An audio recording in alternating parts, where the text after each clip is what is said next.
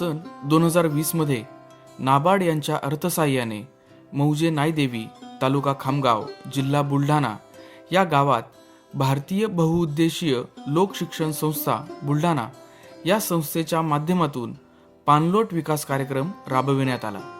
या प्रकल्पाची यशोगाथा पाहूया। प्रकल्प सुरू करण्यापूर्वी ग्रामसभा घेऊन गावातील सर्व ग्रामस्थांनी 4 दिवस श्रमदानातून कामे पूर्ण केली।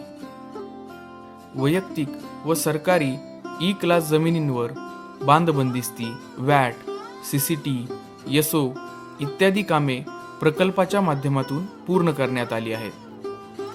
या कामांमुळे जमिनीची धूप थांबली, वाहून जाणारी माती थांबण्यास मदत झाली, तसेच परिसरातील पाणी जमिनीत मुरल्यामुळे गावच्या भूजल पातळीत वाढ होण्यास मदत झाली।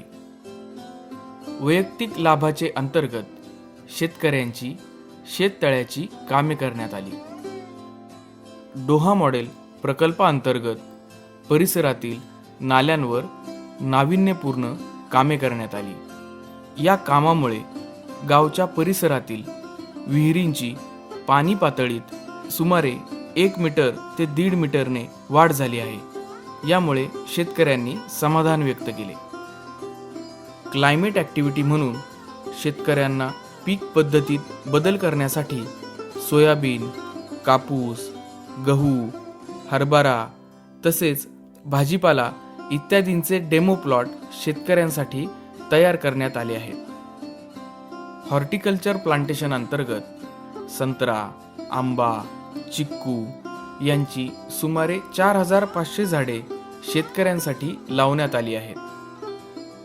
या प्रकल्पाअंतर्गत गावातील शेतकरी व महिला यांना विविध विषयांवर प्रशिक्षणाद्वारे मार्गदर्शन करण्यात आले व त्यांचे अभ्यास सहलीचे नियोजन करण्यात आले।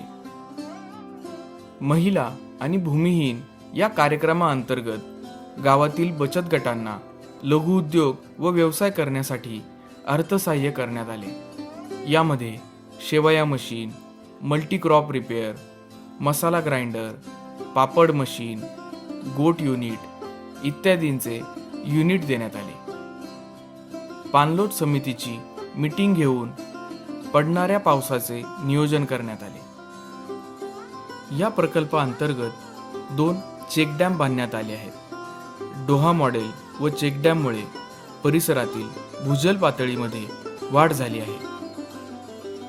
पूर्वी शेतकरी फक्त एकच पीक घेत होते, परंतु प्रकल्पामुळे आता रब्बी व उन्हाळी पिके सुद्धा घेतात। या प्रकल्पाच्या कामामुळे शेतकऱ्यांना खूप फायदा झाला आहे व ते खूप समाधानी आहेत।